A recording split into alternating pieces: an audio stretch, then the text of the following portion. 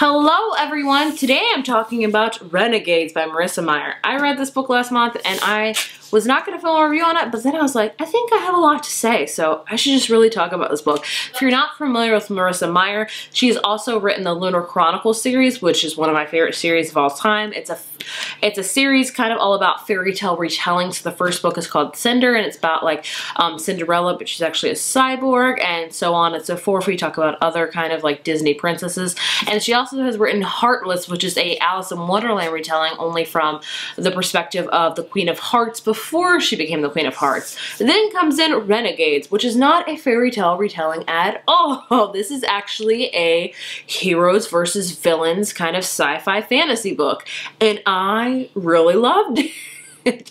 So explaining this book is gonna be a little bit of a hard feat because it is kind of hard to explain, honestly. So basically what Renegades is all about is we have this world where we have these people that have superpowers, and they are called prodigies, the people that have superpowers. And they come about being prodigies, whether they're either born with their powers or they inherit them through their life of some course. But either way, so the people that have powers that can do things are called prodigies. And basically back in the day, the world was really amiss. Like a lot of things were happening. They had these gangs, like they had the Roaches, and there was this other gang, I forget what they were called, but they would just terrorize the whole, you know, kind of world. They would terrorize this one city in Gatlin. That's the city we're following in this book. Really particularly, and society was just not going good. Like people were stealing, people were doing bad things, just a lot of bad things happening.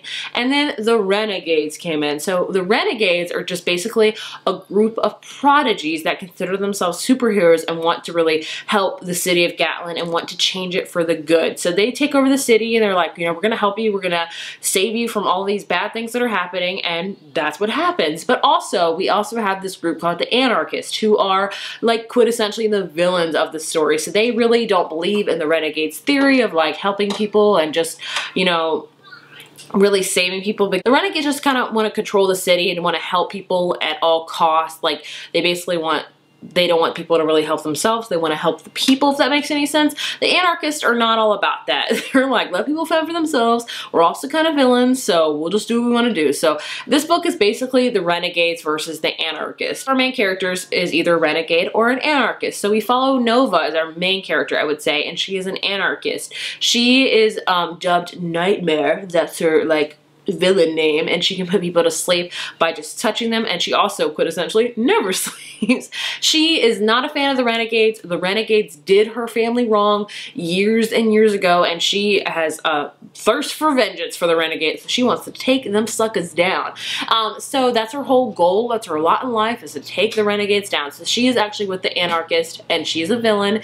So that we follow Nova, and also follow Adrian, who is a renegade, and his like superhero name is Sketch, because he can draw anything and bring it to life. Like he can draw like a bag, and like he can like pull up the bag and it's like an actual bag. He can draw like a gun. He can draw, you know, a bike. He can draw whatever he wants and he brings it to life. Basically what the story boils down to is Nova. Nova decides to go undercover and become a renegade and try to learn information about the Renegades and take them down from the inside. So we have that. That's our whole spiel. There's a lot more going on in this book, but I think it would even get more confusing explaining that to you. Just now, it's the quintessential heroes versus villains and the line that gets blurry that goes between them. I say if you're a huge fan of the Marvel Universe, and particularly X-Men, I get a very big X-Men vibe from this book, you will love this book. It is a fun book. So first, I'm going to tell you what I liked about this book, what I didn't like about it, and then I will do a little spoiler section at the end because I want to talk about the end of this book. So what I liked about this book, number one, Marissa Meyer's writing is just amazing. I feel like her writing, you could just flow right into it. There's no problem diving in, and she just writes kind of effortlessly. I have no problem following her writing.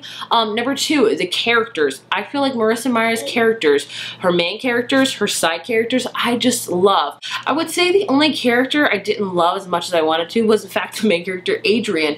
I was kind of interested more in Ruby and Oscar. I just liked them and I wanted to see them more. I was also interested very much in the Anarchist and the side characters. Also, Phobia. We never got a lot of him, which I wanted to see. Characters are just so rich and amazing and just full of life, and I just loved them all. Another thing I really liked about this book is the world. I love this whole world where we have these renegades, kind of like, I think of like the Avengers, really, that really are trying to do the world good, but sometimes maybe they're not doing the right course of action. Maybe they're controlling controlling society a little bit too much and they're not realizing it. So I love that she brings that up in this book, like, you know, that yes, superheroes are amazing, but they're flawed, and sometimes they don't make the best decisions, and maybe they make decisions for society that society should be making for themselves and not having somebody make for them, if you get what I'm saying.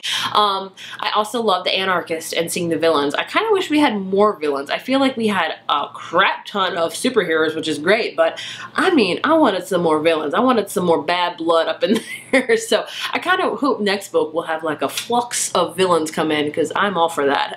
But I enjoyed the villains that we got. They were very, very interesting to read about. The majority of them. There were a couple I was like, Also the powers. I enjoyed the different powers people had. I'll give you some of them because actually in the front of the book you get a cast of characters letting you know the powers. So, one character I really love was Ruby, and her name's Red Assassin. And when wounded, it sounds weird, but when you read it, it makes sense. So when wounded, her blood crystallizes into weaponry. So her signature weapon is a grappling hook formed in a bloodstone. So when she bleeds, her blood's like turn into kind of like gemstones and like just weapons, and amazingly her grapple hook.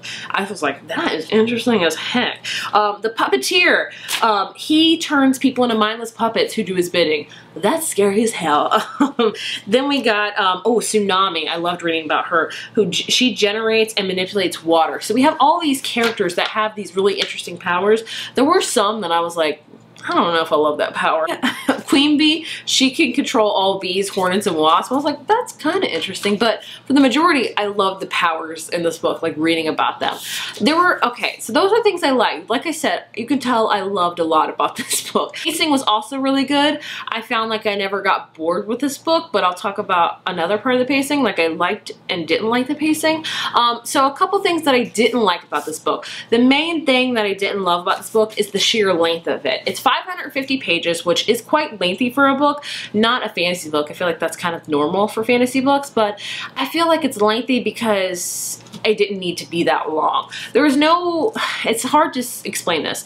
So I wasn't mad that it was 550 pages, and I didn't have a problem reading it. Like there was no point where I was like, this is the worst book ever, I need to put this down. Like I didn't have to push myself to read it. But if I'm being realistic, it didn't need to be 550 pages.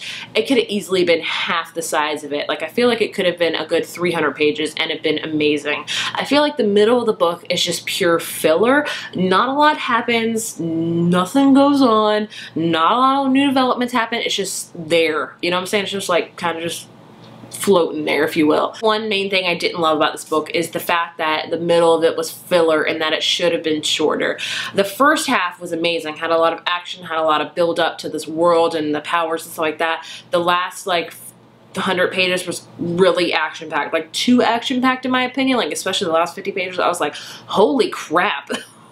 So I feel like she could have just made it 300 pages and it'd been really amazing and just kind of all action-packed. That's my only real flaw with it. That's my only real problem with it. Honestly, I'm still debating whether to call this book my favorite of the year or not, because I didn't give it a full 5 out of 5, but I just really enjoyed it. I had such a fun time reading it.